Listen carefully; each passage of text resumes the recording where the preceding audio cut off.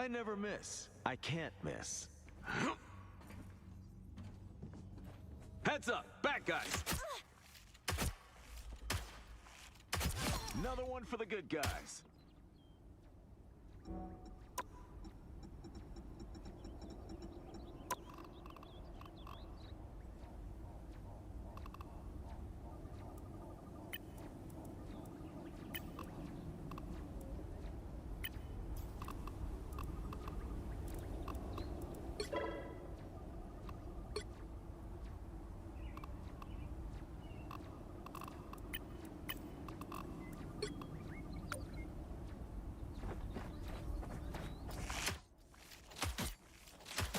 Another one for the good guys.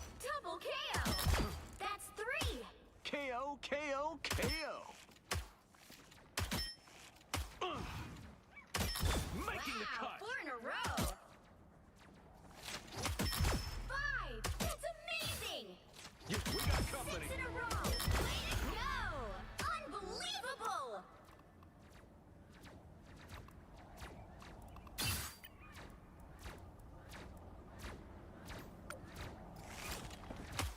Another one for the good guys.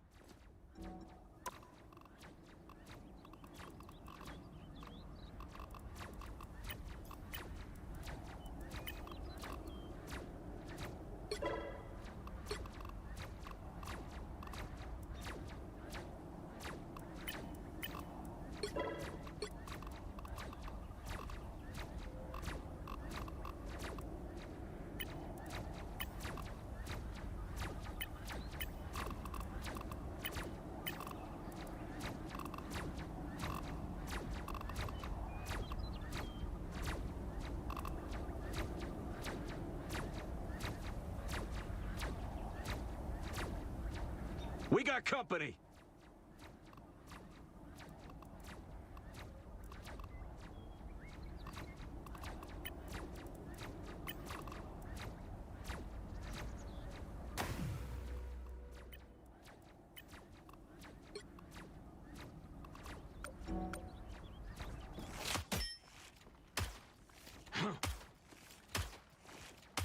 Another one for the good guys.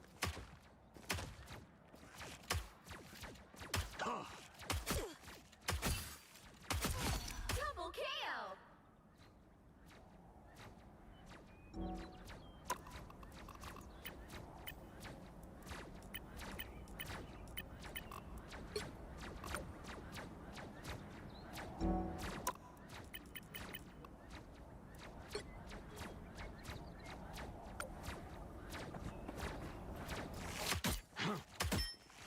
We got company!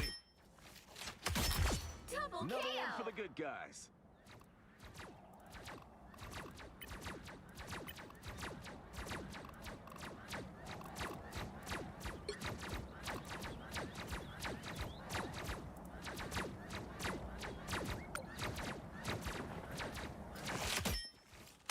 You're too loud. Double KO!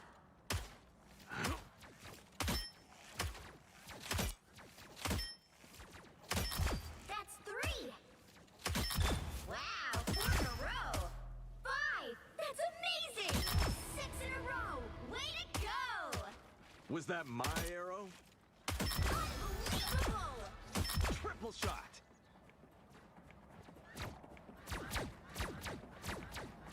Looking sharp!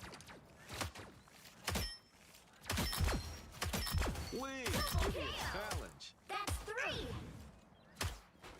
Heads up, back guys. Wow, 4 in a row! 5! That's amazing! 6 in a row! Way to go! Trip.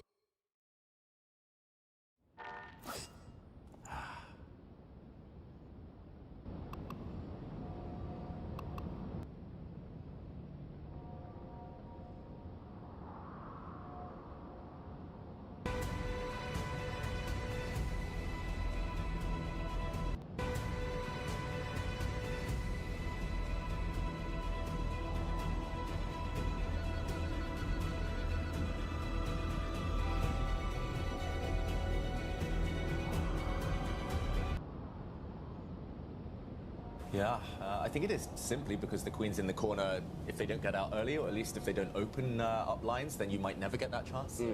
I agree, James. The center is where the battlefield is going to shift. Moving everything over to the left-hand side and focusing solely on getting that B pawn to the promotion square.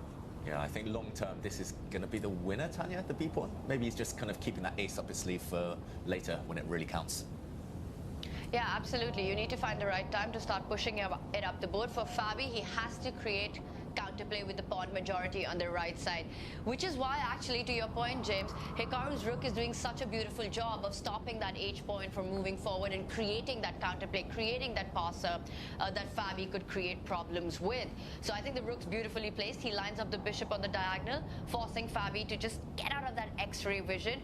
I'm still thinking about the Magnus save there, right? Getting that half a point. How much of a danger would Magnus be in had Alireza converted that one? For Hikaru, what fate awaits in this? I think it's going to be a different one.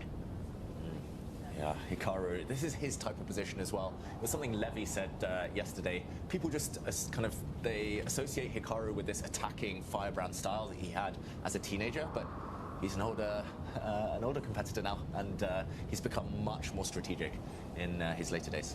One of the things that's jumping out to me here is it just feels like this white knight here feels locked in its position, guarding this pawn against this bishop's sight lines. So it almost feels difficult to get that piece involved. And I'll go back to the thing you said in just the previous game. If you want to end a game, you need 3 pieces typically to pressure the opponent's king. Whoa. I'm left with just a bishop and a rook, which again puts that spotlight on needing to get a pawn across the board. Speaking of getting a pawn across the board, look at what Hikaru's just done. That last move, the pawn move, could have been captured by 2 of Fabi's pieces. Both would have ended in disaster. Maybe you can, I don't know if you have time to show that tactic, David, but it was a beautiful move. Quick action replay. We call it invisible chess. Invisible moves here. It looks like the square's covered. You can never, ever put anything there. You push a pawn forward. This pawn is stuck. If you take, then you lose control over the black knight, which would have fallen, and taking with the bishop would have lured you forward into a nasty fork. Pawn fork here would have won a piece. So Fabi very wisely rejected this, stepped back, and if we catch up with the current position, the white knight now free to come forward. Now the black bishop has been cut off. So combining all of these ideas, the black knight retreats, and here, big decision for Hikaru. To trade or not to trade? Which pawn to take?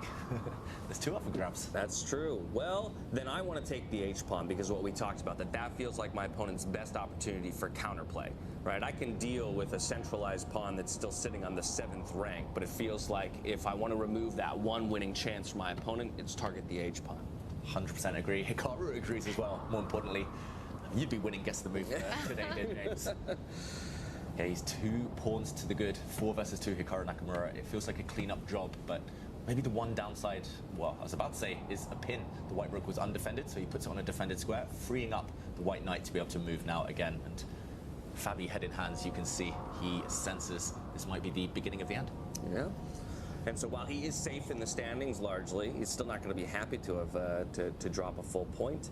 But Hikaru, this will do wonders for him, as he was one of the players that started the day kind of right there on the line. And picking up a decisive victory here would do wonders in terms of securing a top 8 finish. Yeah, I mean, he's such a clutch player, Tanya. He always seems to bring his best when it really matters. Hikaru, Magnus, we saw that as well. They're really digging deep now. Yeah, they're big stage players, big game players, and they know how to deliver when, you know, on these kind of, with their back against the wall, you really see the best in them come out. And notice how he hasn't yet pushed that passer on the left side of the board, right? The B pawn, which has got its path open. He's waiting for the right time. He's just incrementally putting the pressure. He's dissolved the right side of the board, attacking the G pawn as well, and now offering a trade. Hikaru's playing with so much confidence, like he just knows how to convert this clinically and technically. I've seen him play this type of position thousands of times online, where he gets the long-term advantage. Here it's 2 extra pawns. He's now going to drop his knight back. That knight is attacked. He's going to defend his pawn in the process. But yeah, he just banks it. He pretty much says, I'm going to outmaneuver you long-term. It might take 50 moves, it might take 100 moves, I don't care. I'm going to sit there and grind this one out to victory. If all the minors are off the board, you trade the bishops and the knight, the king pawn ending is completely winning. So the more pieces that come off, the better it is for Hikaru Nakamura in this position. So he's trying to reroute the knight in a way that he can start offering that exchange and trade to Fabi's knight. I love this though. As soon as you see the black king starting to commit to one side of the board, you just start launching the pawn on the other side of the board, right? And you just, it's that tug of war for your opponent of which side do I go to try and defend a seemingly lost position. Time ticking down here for Fabiano. 10 seconds on the clock. It's a really instructive strategy, by the way, and sometimes they call them the trousers when you have one pawn running on one side of the board, another pawn on the other side. It's like the two trouser legs, and unfortunately the opponent can only choose one direction to block. So for example, knight takes pawn is on tap, but the black king will be so far away after a trade. I don't think that race is you don't even contemplate that one. The white pawns will just run. Yeah. At this point, if we've accepted that H pawn for white is gone, okay, we're just going to keep pushing the pawn. I was wondering if we go for a check with the knight on G up to F4, but instead just going to keep piling the pressure on towards the promotion. Well, now he needs an assist to that pawn, right? Because that next square has been guarded by the bishop. So Hikaru has to find a way to get perhaps his own bishop to defend that pawn advance, and I think this king moves forward. And look at this, your strategy one more time. The king steps to the left, and Fabi pushes the pawn to the right. There it is, but as you say, positioning that bishop now to guard that b6 square that the pawn now wants to move to. At what point does Fabi go for that h-pawn trade? Yeah, it might be now or never. He actually trades the bishop, and he's going to wander in with his king. I really like that decision, actually, from Fabiano. Really surprising. You don't normally trade pieces, as we said, when you're down pawns, but suddenly the white king's been deflected. The black king, there's counterplay. But you can also deflect the bishop by pushing the e-pawn. Maybe the king advance is going to be extremely slow here, David, but let's not forget, Hikaru's got 2 passes. Well, 3, but 2 that the bishop is overloaded with. Look at him calculating. That's him thinking logical, push. He's calculating 20 moves ahead. Push, take. Takes, yeah. And comes back with the king to defend first. Ooh, not that easy now. I mean, the engine doesn't like this, but to me, this looks like a great move as it defends both the e-pawn and the b-pawn pushing forward. Yeah, and the black king keeps the chess, but it means they cannot move, so this white knight is fixed where it is. Hikaru shaking his head. And there's one plan he has. He can deflect that black king backwards by pushing that third passer, h-pawn, up the board. And he does it. He wants to get his own king closer to Fabi's pawn, grab it, have 2 extra pawns on the board, and win the game. Great move. He's still shaking his head, Hikaru, but that was a fantastic spot by him. The only way, I think, there to maintain the advantage and the remaining black pawn dropping, the black king sidelined. But if black's bishop can somehow sacrifice itself for both the white pawns, a knight alone cannot deliver checkmate. But right now, the good news is both of Hikaru's pawns are on the opposite color. So Right. he needs to time the advance well so that David's idea doesn't happen. That's the one defensive strategy that Fabi's got to be relying on. He does defend the g3 pawn. He's not letting go of it very easily, giving Hikaru's side pawn a free hand to move forward. The knight comes into the game as well. Well, but now with the bishop positioned where it is, we've kind of unlocked the b-pawn to start advancing once again, right? It's going to happen. White's pawn will push. The black king, oh, which way is it going to go? Okay, it tries to support its own pawn, so Hikaru can't take his eyes off. Can we knight check? Sorry to interrupt, but knight check and just trade the knight off at this point? The bishop will be able to guard the... Now he's setting this idea up a bit later. Okay. His knight. Well, you other side, right? Closer to the white central pawn. Control. That is beautiful. This knight is the kind of the shield that protects the b-pawn. The black king cannot cross over to this side of the board. It has to go the long way around, but it's way too long to get this to get over to stop this pawn now. Surely Hikaru is about to win. We do still have to find a way to dislodge White knight. The only thing you have to watch Go. and fast enough towards the only Fabiano, he needs to somehow eliminate the remaining white pawn in the center before the white king can defend it. about rerouting the knight over for that promotion square, but that can happen at any time. Exactly, and we've seen that pattern kind of continue. He shows his plan, then he waits till the last moment, then he enacts it, and Fabiano resigns. In between the two. So Hikaru Nakamura. Bishop about to lose opponent's options. Now the white knight. He kind of keeps Fabiano guessing, narrows his opponent's options. Now the white knight is going to go forward. There we go. And the black bishop about to lose itself. And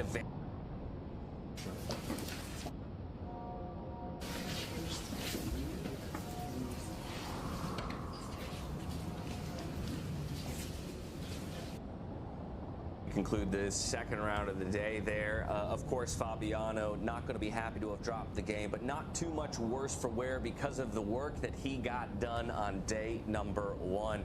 And there you can see Magnus' victory.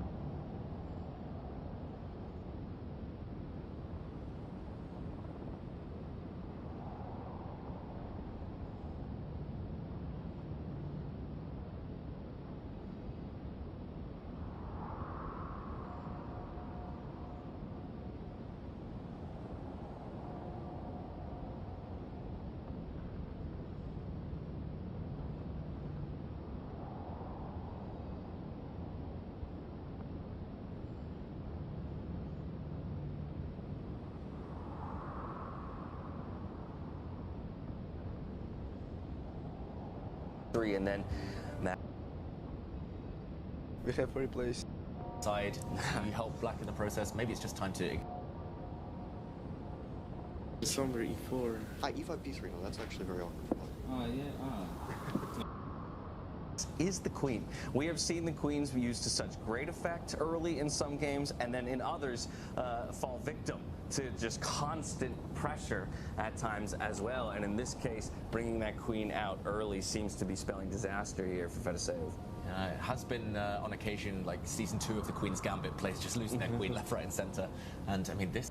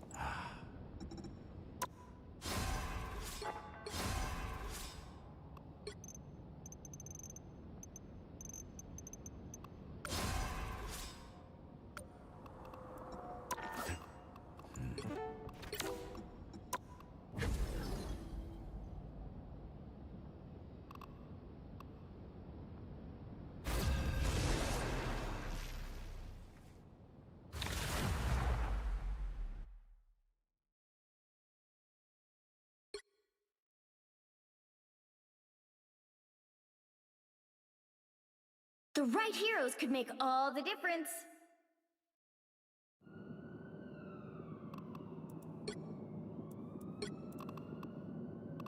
Once an Avenger, always an Avenger.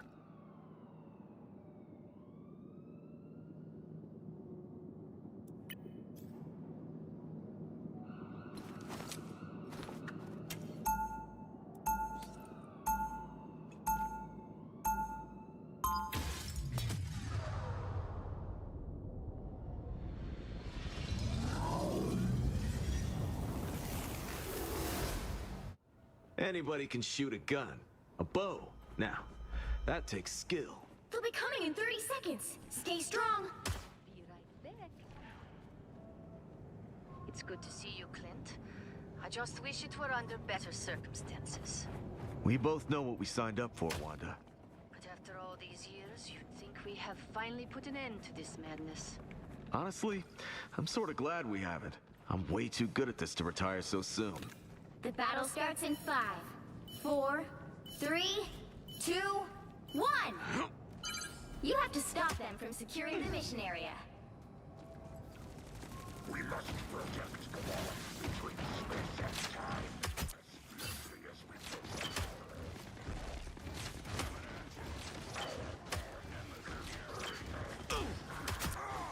You're welcome. Needed that boost. Fucking hurt. Making the cut.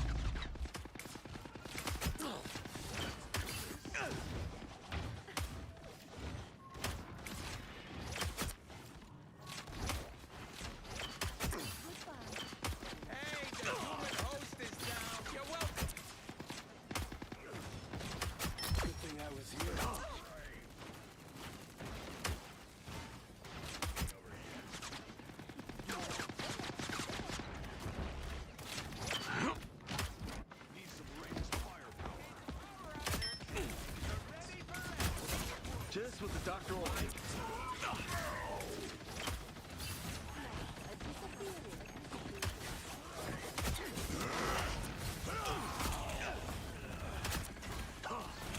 We got company.